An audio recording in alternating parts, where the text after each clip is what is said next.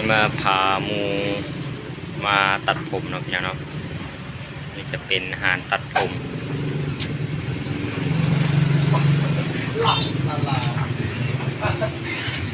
มาตัดใจเนาะประเด็กใดทรงผมยังตายังมันตัดได้มือกล้องเลย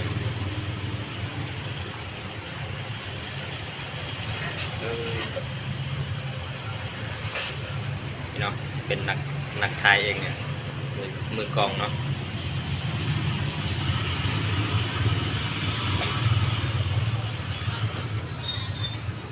นี่จะเป็นปูห่อเนาะมาตัดผมนะงานตัดผมแจ่มจาก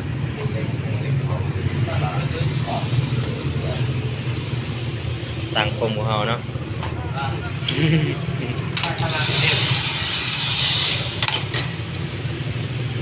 โอ้ยยัง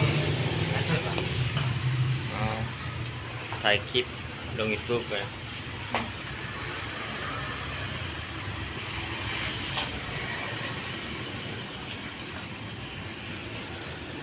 ต้องเลยตัดได้เลยเนาะ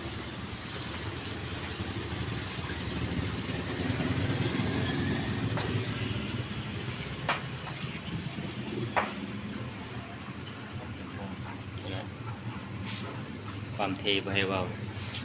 ดูตัดแล้วก็คิดเลยดูขึ้น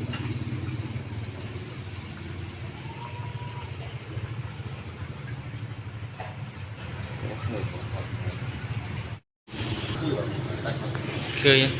แล้วบุชีเนี่ยนะโซจีบได้เนาะอย่างนั้นนี่มา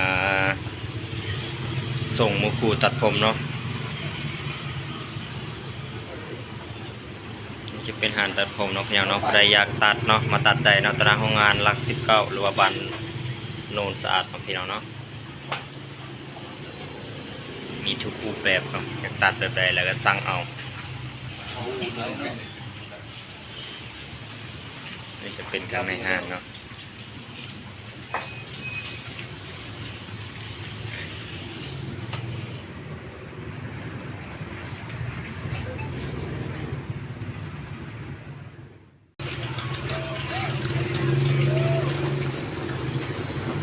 รีวิวงาน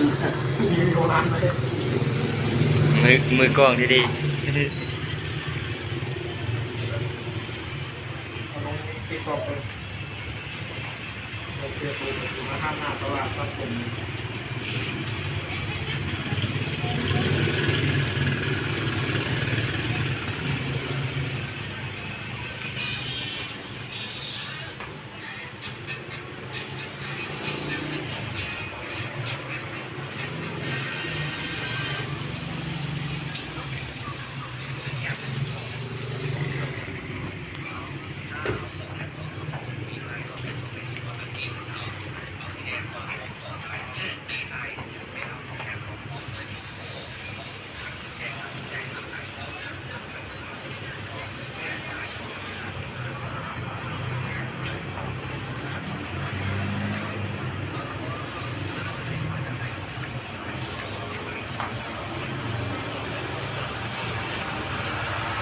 โอเค